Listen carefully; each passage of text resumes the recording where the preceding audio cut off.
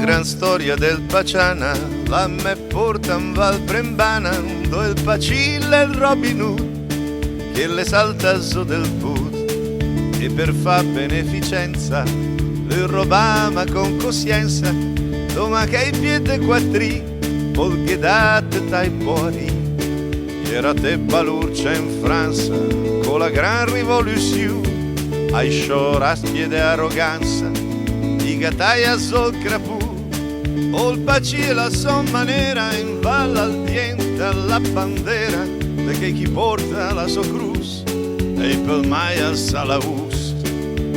Siamo nel 1773, contrada Bonoré a Grumello de Zanchi.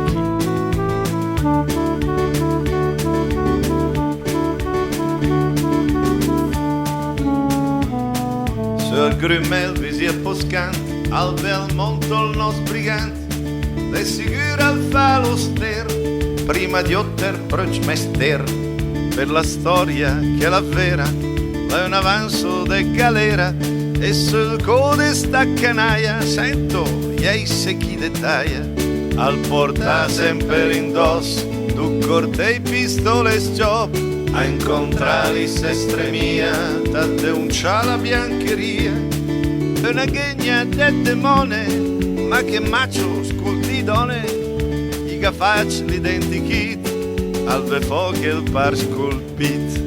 Regno d'Italia, 1806.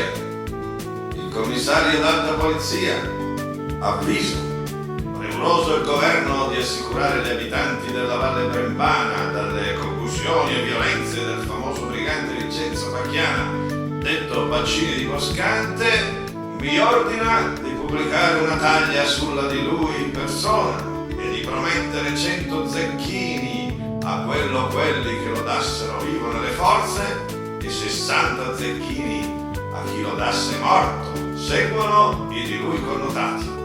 Corporatura ordinaria, capelli neri con ricci intrecciati alla fronte e dalle orecchie, con coda legata alla francese, barba nera ordinariamente rasa, scintilloni neri, basettoni, occhi brillanti, mento pieno. E col te pieni de gala e storie chi è fioride in stala, vero o falso te ci illumina, o il gran sal che il fa sedrina, le sue put le dre a passare, che i francesi de sa e de là, e l'urgulason del brem, come il Tarzan, che elemento è, e che dis Monsieur Paci Pacciana, grande figlio di Valle Brembana. Anche le vecchie volpi si prendono, le vecchie volpi sì, ma non di questo pelo.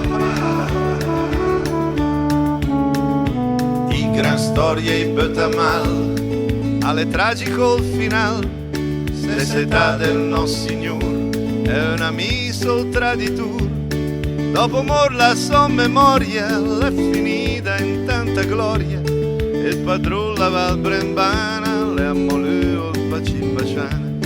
Dopo mor la sua memoria l'è finita in tanta gloria, e il padrone la Val Brembana le ammolò il Pacin Pacciana. Dopo mor la sua memoria l'è finita in tanta gloria, e il padrone la Val Brembana le ammolò il Pacin Pacciana.